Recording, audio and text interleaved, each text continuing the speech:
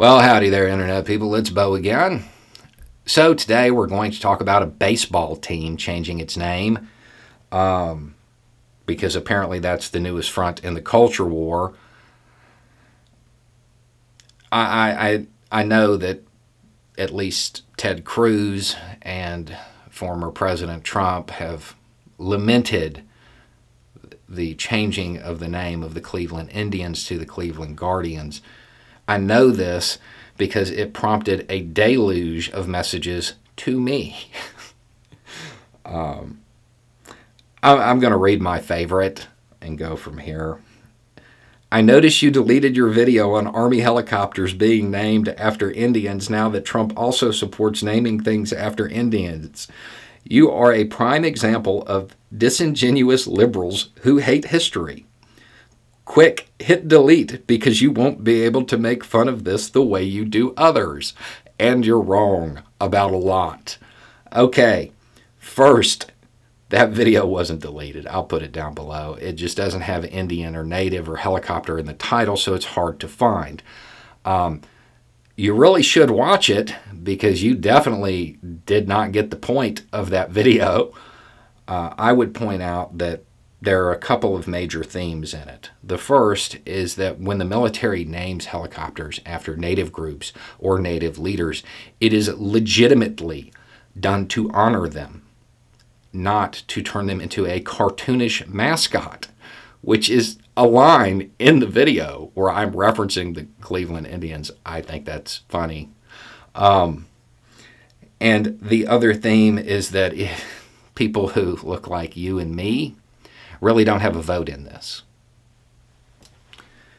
Now, I do have to admit, I am delighted that we have now entered the post-presidency phase of Donald Trump where he is yelling at clouds about sports teams' names.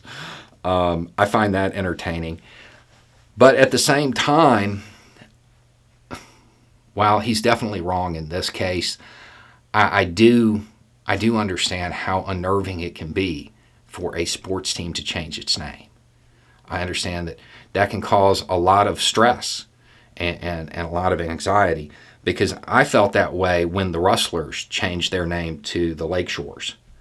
And then when the Lakeshores changed their name to the Bluebirds, and when the Bluebirds changed their name to the Broncos, and the Broncos changed their name to the Naps. It really bothered me when that happened. And if you do not get that joke, I don't care what you think about the name of the team in Cleveland.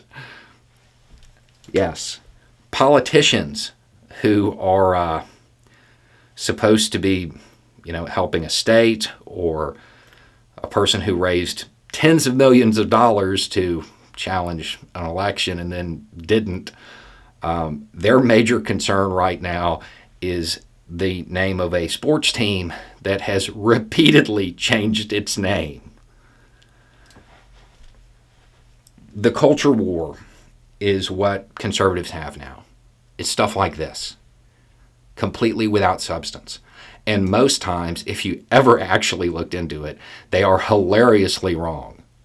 All of those names that I recited, those are all the former names of the Cleveland Indians. I don't think one more name change is going to hurt, to be completely honest. But this is what they have. They have stuff like this because they don't have policy.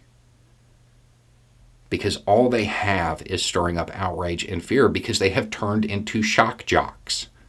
They have turned into talk radio hosts whose primary mission is fear-mongering and stirring discontent and anger, because they don't have solutions. They don't have policy. They want to maintain the status quo when the world is changing. And the only way they can retain power and continue to get donations for their PAC is to stay relevant by provoking outrage over nothing. Anyway, it's just a thought. Y'all have a good day.